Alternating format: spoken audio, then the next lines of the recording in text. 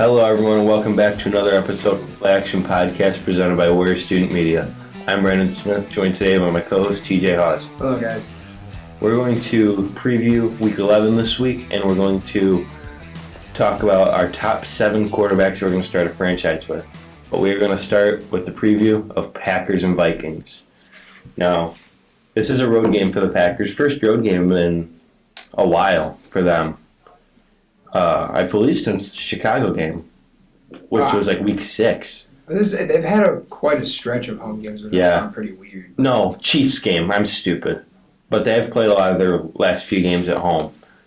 I think this week, this is a big matchup because you're looking for the Packers to, and more specifically Aaron Rodgers, to get going and get on the right track. The Vikings, on the other hand, they're looking to insert themselves kind of in the 6 to 7 seed range to try and make the playoffs. And, I think if the Vikings win this game, you kind of start seeing who's going to be that 6 and 7 seed now in the NFC. Because I'm thinking it's going to be Carolina. They're going to make it. I mean, they're right. Again, there's quite a few NFC teams that are in that wild card spot. Contention. Spot. Yeah, I could not think of that word. But no, it's going to be, we already know, we got the 4 division winners, and then either Arizona or LA is going to get the 5th seed. Yep. Because, they're both really good. So then it's really 6 and 7 that are going to be fighting for, they're going to be fought for by many teams, such as, like you said, Carolina, New Orleans, Minnesota, San Francisco. Probably not Seattle anymore. No. After seeing this past week, but there are a good amount of teams that are. I mean, Atlanta's even in there still. I know they just lost last. They've lost their last 2 games by a combined 68-3. So, like I said, the Falcons they've lost the last 2 games by a combined 68-3. I'm willing to think they're done. Another team that's slowly starting to creep into that 6 to 7 seed range. The Philadelphia Eagles. I mean, I guess they'd have to get a 7th seed. They're 4-5. Yes, but isn't Atlanta like 4-6? Atlanta's 4-6. Yeah. No, Philly's 4-6 too. That's my bad. Okay, yeah. So if you're gonna say Atlanta's out of it, how can you say Philly's in because it? Philly's looked better their past few games. Okay, Atlanta has had 2 bad games. They've been pretty bad. Yeah, that's 2 games. Dallas. If Calvin Ridley comes back, I'll say maybe. No, Dallas was down 30-0 2 weeks ago against Denver, right? Like, they had a bad game. No one else said they were terrible. But everyone knows how good Dallas is. Yes, but everyone knows Atlanta's been pretty good this year. No, they haven't. Yes, they have. I guess their record isn't terrible. Their record is not showing of how good this team is. I'm not saying they're great by any means, but they're not bad. They are a 6th, 7th seed team. And with New Orleans being iffy all year, I mean, they have... Philly plays... You bring them up. Philly plays New Orleans this week. That's a really big game. That's going to end up being a big game, too. But, I mean, I'm going to say if Philly's going to win that. I think Philly's going to win that, too. But the Saints, they have lost their last 2 games in the games where Simeon has started. But they've been right in it. But I can't see a Trevor Simeon-led team taking them anywhere. Exactly. So, but I think, with the Packers and Vikings, I think the Packers win this game. I do too. Packers definitely. The Vikings can win it too, but the Packers, I just trust Aaron Rodgers to get going. I do want to say I've heard many people say the Packers are the best team in the league right now. That's not true. That's not true. They're not. They're not even. I mean, they're top 5. I wouldn't put them top 3. I mean, it's close. Definitely top 5 though. It's easy top 5. Their defense is really good. Defense is the reason they're successful. Which is saying something considering defense was their weak spot last year. It always has been, pretty much. And I was gonna say, it usually is, but this is a solid team. Both teams are pretty solid right now. I think Minnesota has almost all of their games have been within a touchdown. Yep. 7 or 8 of their. They're a very talented team. They're a good team, and they're gonna keep it close. And especially with it being a division game in Minnesota, this is gonna be a good one. But yeah. I'm gonna give it to Green Bay. The next game we're going to talk about is the Indianapolis Colts playing the Buffalo Bills. I'm going to go out on a limb for this game. I'm going to pick the Colts. That is bold. I can tell you that much. Although I do really like the Colts. People are saying I saw some on Instagram, right, of this guy who he had made a chart of all the teams, and he put the Colts in a section that said would be a lot better with a good quarterback. What? Wentz has played good this year. Wentz is. I mean, I'm not gonna say prime 2017 Wentz, but he's been pretty good with Indy his first year. Jonathan Taylor is tied for most rushing yards in the league to an injured Derrick Henry who hasn't played in 3 weeks. Are they officially tied? Yes, it's 937. 937 yards each. That's crazy. But, I mean, although Derrick Henry did it in 3 less games, Jonathan Taylor had about 100 less wow. attempts. So I want to point that out as well. They are tied. 100. He had, if I'm not mistaken, Jonathan Taylor has 160 attempts this year. So that's like what is that? Like a 5-point-something yards per rush or something like that. It's just incredible. Insane. I mean, you even look at the league leaders. I have it pulled up right now. It's Derrick Henry, Jonathan Taylor at 937, and then Nick Chubb at 721, and then it's Ezekiel Elliott who's played every game when Nick Chubb has missed like 3. Yeah, these top 3 running backs are clearing away the best 3 in the league right now. As of right now, which is crazy because, again, going back to last year, it's crazy how much the league can change within a year. Because last year, who were the top 3 people would say? It would be like, obviously, Derrick Henry. Christian McCaffrey, people said, maybe Alvin Kamara. And then Dalvin Cook. Cook. I would say it was Dalvin Cook and Kamara because McCaffrey was out most of the year. Yeah. But McCaffrey, I mean, I think he's one of the most, if not the most versatile running back. But injuries, I can't put him anywhere in the top 5. It's just crazy to me, like, and even like you look at the receiving leaders. Cooper Kupp. Cooper Kupp is going to have a record-breaking season. It looks like he's on pace. He's on pace for it, and Deebo Samuel's up there, and Devontae Adams and Tyreek Hill. They're obviously 2 of the top 5 receivers in football. And then isn't Jamar Chase number 5? Jamar Chase is 5, and that's impressive coming out of a rookie. I mean, if he hits that 1,000 yards his rookie year, that's very impressive. So the thing is, for this game, we talked about it with the Packers-Vikings game. This has major playoff implications, especially for the Colts and the Bills, because the Bills are what? Half a game ahead. Not even. I don't think. No. Now they're half a game behind, considering New England played. No, they won because they were half a game. They were half a game ahead before this week, and now technically they're half a game behind because they won. The Patriots. Okay. Yeah. So Buffalo's 6-3. Patriots are 7-4 after their win last night. Yep. So and then you look at the wild card race. It's tight. So the Patriots they're 7-4. Then you got Pittsburgh at 5-3-1. And then you got the Chargers at the 7th seed. Pittsburgh is still in playoff contention. I mean, we're the 6th seed right now. But you see... And the Chargers, that's going to be a good game too then. That's going to have playoff It's going to be... Yeah, there's a lot of big games this week in terms of playoff implications. But even like just outside of the Chargers at 5-4, who are the 7th seed, you got the Bengals at 5-4. You got the Raiders at 5-4. You got Indy 5-5. Cleveland 5-5. Denver 5-5.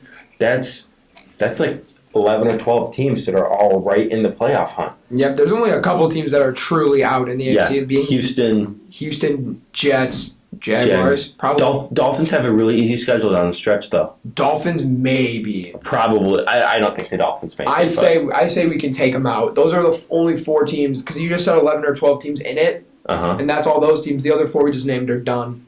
Yeah. So. But I think the Colts are just in prime position to pull off an upset in this game because... Yeah, I can understand that. But you just got to get some underthrown pass interference calls from Carson Wentz. You got to get 2 or 3 of those, and then you'll probably win. As the Colts' game plan is usually set around. So this is such a good... Bills are one of the only 5 teams that have a top 5 offense and defense. Or, sorry, top 10 offense and defense. Yeah. Patriots are up there, too. Yep. So, I mean, the Bills have to know... With them being second in the division as of today, they know they have to come out and play the toughest football they ever have this year. Yeah. So I'm going to give it to Buffalo. I do think it can be close again. I mean, we say that about a lot of games. But this one can be really competitive. This one is going to be, that's a good way of putting it. It's going to be a very competitive game. But give me the Bills. Yep. Okay. I like that. Cowboys-Chiefs is the 3rd game and final game that we're going to cover. I got the Cowboys winning this one. Me too. I'm not convinced on the Chiefs yet. I know they had a really good game last week, but they've also had 9 questionable games. That's a good point. I mean, this is. I'm trying to find a good comparison to this team. It's kind of hard. Yeah. Like, this is just I don't know what to say about the Chiefs right now because they're just there. Like, they're 6-4. They're leading their division again. But they've been iffy all year, and it's kind of unexpected as to what you're going to get out of them each week. And I think I think the Cowboys' defense is going to cause some problems. And I was going to say, I think with a subpar defense by the Chiefs, I think the number one offense in the league, which is easily Dallas's offense, is going to go out and score 30-plus points this week. Probably even. The defense has been playing a little better than the Chiefs' defense has. Which is, again, surprising. This is a really bad on paper. Bad on paper defense. I think one of the top MVPs for this team has to be Dan Quinn. He really knows how to utilize his personnel, especially Micah Parsons. He's made a name for himself when he was a guy who... Especially living on the edge. Exactly. We didn't know what role he'd have in this defense. He's a guy who could come off the edge. He could blitz as a middle linebacker. They didn't even know what he would be able to do. Exactly. But they drafted him to be a defensive weapon. He's a defensive Cordero Patterson. Exactly. That's a great way of putting it. And they've utilized him. And Micah Parsons has gotten better every week. If you look at his week 1 game against Tampa, he sucked. Yeah. He had a couple decent plays, but overall he was not. He struggled. Good. Exactly. And over time, we've seen him getting more and more used to this defense and his role. And it's really I think this is going to be one of the games where this might be like his big breakout game against a subpar offense right now. Yeah, that's funny to say after they just put up 400 yards passing and 5 touchdowns. But seriously, I'm still not convinced on Kansas City. And the one thing I want to take into consideration is that you got the interceptions leader on offense, I think offense, right? Isn't Mahomes still leading the league in interceptions? Oof. Probably. Think about it. You got the quarterback who's throwing the most interceptions going against the cornerback who has the most interceptions. I'd say that's a recipe for something. I was going to say, that's not good. I mean, stats don't say anything about how this game's going to turn out. But I'm going to be honest, I obviously understand the Bears play and everyone's going to want to watch the Bears. But if there is one other game that you'd want to turn on, I really think it's this one. I think it's going to be fun to watch. It's going to be such a fun game to watch. I think Dallas is going to play some of their best football. And I'm very excited to watch Dallas this game and especially the rest of the year. Yeah, Dallas is right up there in the NFC. I'm going to say it, they're my number 1 team in the league right now. Yeah, probably for me. They have to be. Sam Darnold and Joe Burrow are interception leaders. Are they? And then Mahomes is right up there. Mahomes and Matt Ryan. Okay, so Mahomes, one of the league leaders in interception. But yeah, he's still throwing a lot of picks. He's only 1 behind. Oh, okay. Yeah. So, I mean, this is going to be a great game. Yeah. Give me Dallas by a more than 1 touchdown margin. I think it's going to be really close. Really? Okay. I can see that if this offense is really going to actually put up numbers like they did last week, but the Raiders' defense isn't good by any means. So they've played all right, but we're going to go now to a topic that we had some fun with when we were creating kind of the list. We're going to do our top 7 quarterbacks that we'd like to start a franchise with. Now, the criteria is they must be on their rookie contract and have not received an extension. So Mahomes and Josh Allen are not eligible. Yes, because although they are on their rookie contracts, they have both received extensions. So we just wanted to make that clear. And having those 2 would be really easy to put top 3. Yeah. Oh, for sure. I'd definitely have them probably 1 and 2. So we're going to start at number 7. Wait, before we get into number 7, he has an honorable. I have an honorable mention. Now, and I would agree, but I didn't put him down as an honorable mention, but I 100% agree. This is a guy who has barely played this year, and that's just due to, I think, the front office being in love with Garoppolo. Total losers. Exactly. So my honorable mention is Trey Lance. He was my favorite quarterback prospect coming out of college. I'm not saying I thought he was the best, but he was my favorite. He's most intriguing. He was the most. I genuinely think he's the most He's one of the smartest quarterbacks we've seen. He has a really high ceiling. This dude is an athletic freak. I mean, I love this guy. So, but because we haven't really seen him play, I can't justify putting him on the list. I think he's closer to Mahomes than Wilson. I mean, yeah, you know what? I can see that. I think he's closer to Patrick Mahomes than Zach Wilson is. Yeah, because that's what Zach Wilson was getting coming out, and I understood it, but yeah, oh yeah, because I mean, he was a dude who'd throw it down the field all the time. He had the same throwing mechanics, all that stuff. Yeah, it looked really good. But I mean, Trey Lance again hasn't played much, so I can't justify putting him on the list. But he is an honorable mention. If I could pick, he's probably one of the top rookie quarterbacks. I put for my honorable mention. I would like to give it to Zach Wilson. That's fair. Because I can understand. Because I remember back when I did my pre-draft stuff, I loved Zach Wilson, and I'm not gonna lie to you. Obviously, as a Bears fan, I'm super happy that we have Justin Fields. But man, Zach Wilson, I feel like he would have been a disaster under Matt Nagy. But if he gets the right coaching in New York, and maybe he has that, I think he can be a superstar quarterback for the Jets. Now let me ask you real quick before we continue on. In the draft, let's say, not even considering what we've seen now, would you have rather had the Bears get Wilson or Fields? Shoot. Because I can totally understand either one, but this is draft process alone. Don't take anything into consideration what we've seen now. Probably Fields because I think he's closer to being.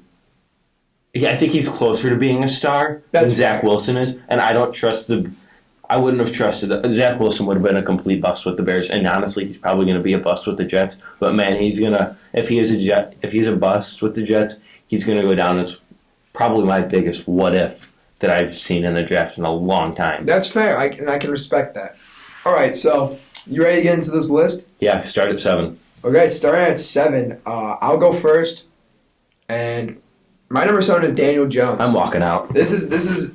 I mean, I don't know if you can hear him basically leaving the room, but this is not something that he agrees with. No. But I'm genuinely a fan of Daniel Jones. I'm not saying he's been great by any means. He has not had a good career. He is a turnover machine. Don't say he doesn't have weapons. No, he has weapons. He has weapons. He doesn't to have be fair, they are not not consistent. They are not consistent weapons by any means. Darius Slayton has been like nothing this year when he was something last year.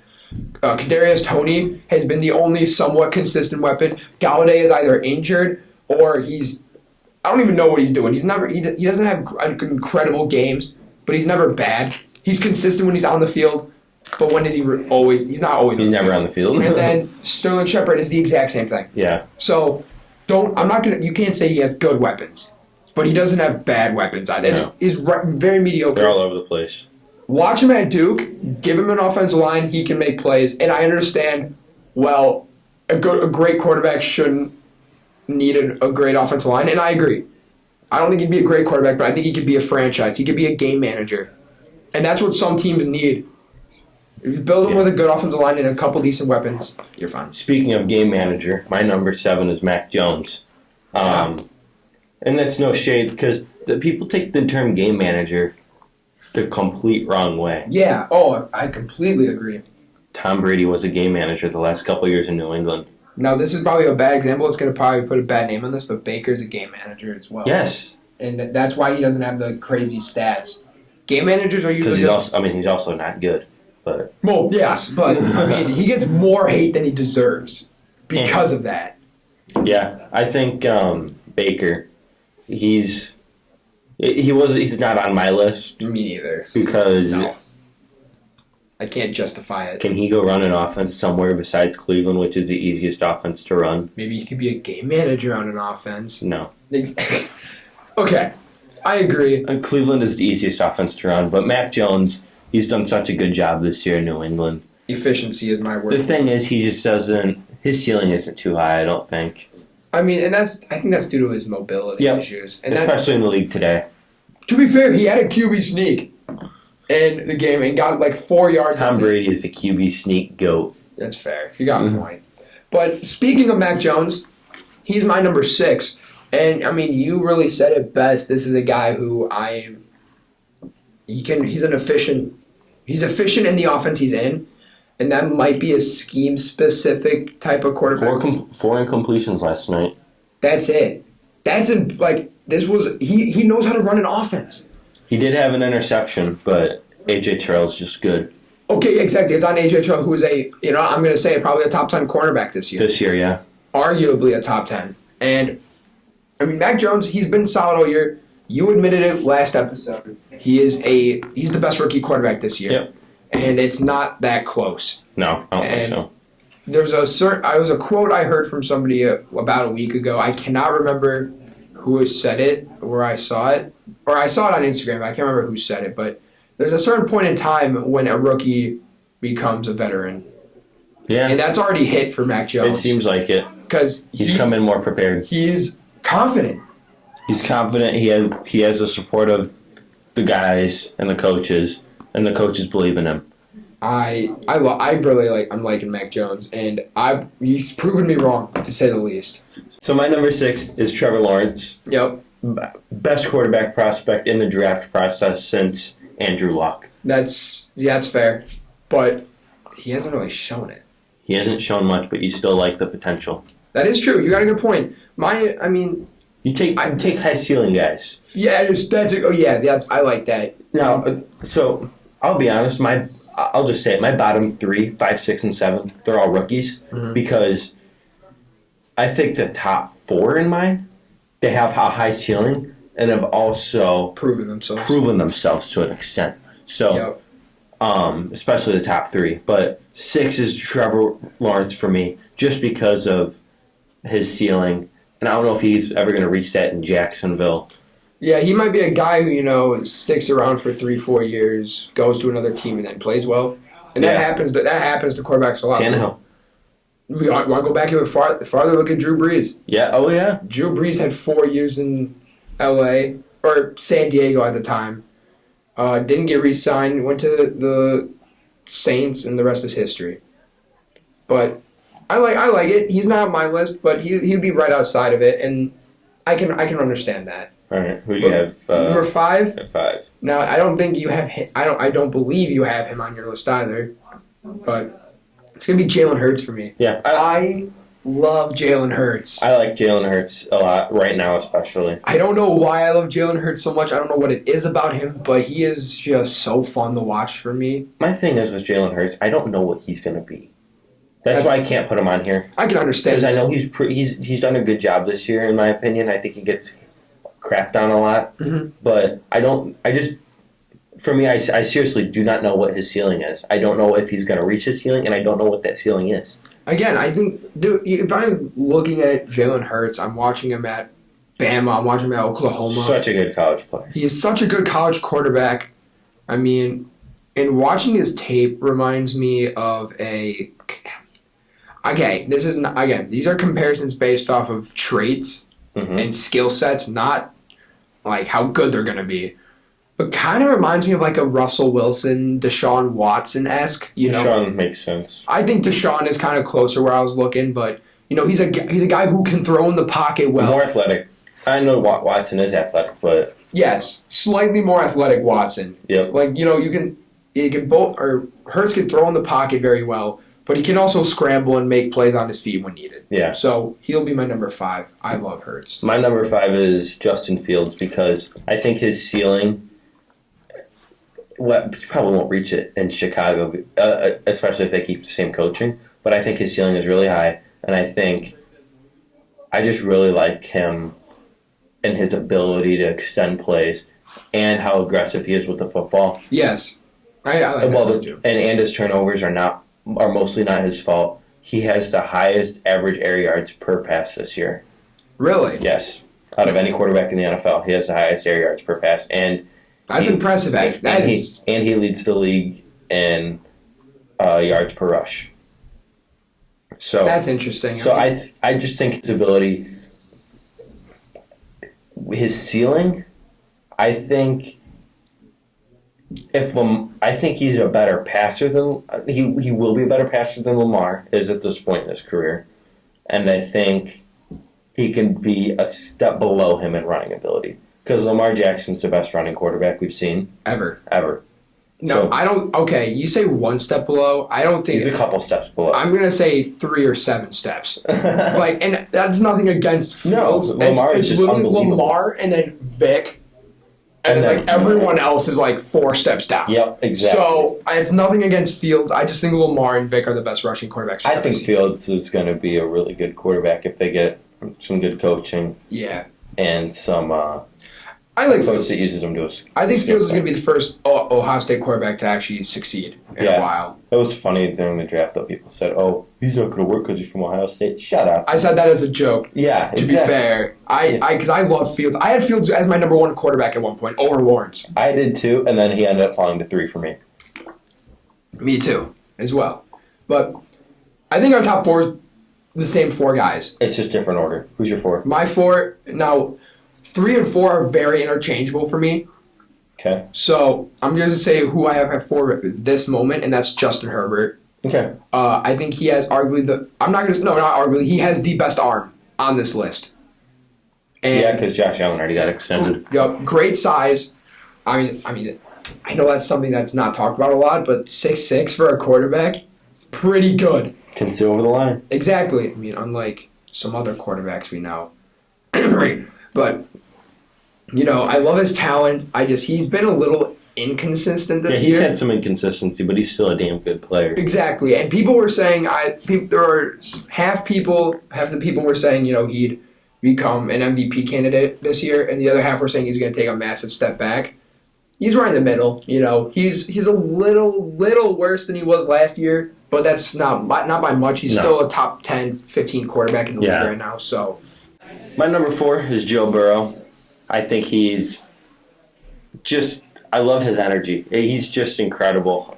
He carries himself with so much confidence, and I think that translates onto the field. yes.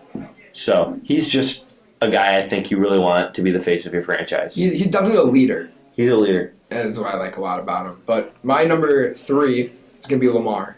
Okay. Now, I just don't see, I know how we were talking about earlier with these earlier picks, where their ceiling's at. Where is Lamar's ceiling as a passer? And that's what I don't know. He's underrated as a passer. He is, but he's still not there when it comes to other top quarterbacks in the league. No. He's nowhere near Kyler Murray. He's nowhere near. I think Justin Herbert's a better passer than him. Mahomes, Josh Allen, Russ. You know what I'm saying? So Yeah. I think Lamar in the top 3 makes sense, but he can't be number I have 3. Justin Herbert top 3. Pretty much same thing you said. He's just strong. He's got good athleticism. Underrated athleticism, in my opinion. Yeah. Oh, for Good sure. size, and I like his attitude too. I think he wants to get better. Yeah. I think he's a guy who will continue to get better. So who do you have as your number 2? My number 2 is going to be Joe Burrow. Joe Burrow. Yep. And I mean, when it comes to leading a franchise, you want someone who's good on and off the field. Yeah. And I think that's what Burrow brings. And plus Burrow has shown great talent. The only issue that Burrow has is a weaker arm. Maybe some arm strength issues, But even then, he's been able to make plays with Jamar Chase. Great connection there. from college. Exactly. Going back to 2018 or 2019. Mhm. So, give me Burrow at number 2. I got Lamar at number 2 because I think his ceiling as a passer is very high.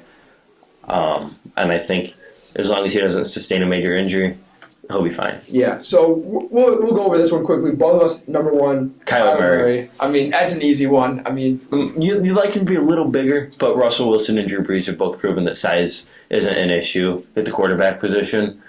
So, yep, great, incredible arm for his size, great athleticism, great quarterback. Great quarterback. Easy number 1 for me. yeah, you just hope he stays healthy. Yep, and it's minor issues even. So. Yeah. So that's going to do it for this episode of the Play Action Podcast presented by Warrior Student Media. I'm Brandon Smith. He's TJ Hawes. Thanks for listening. Have a great day.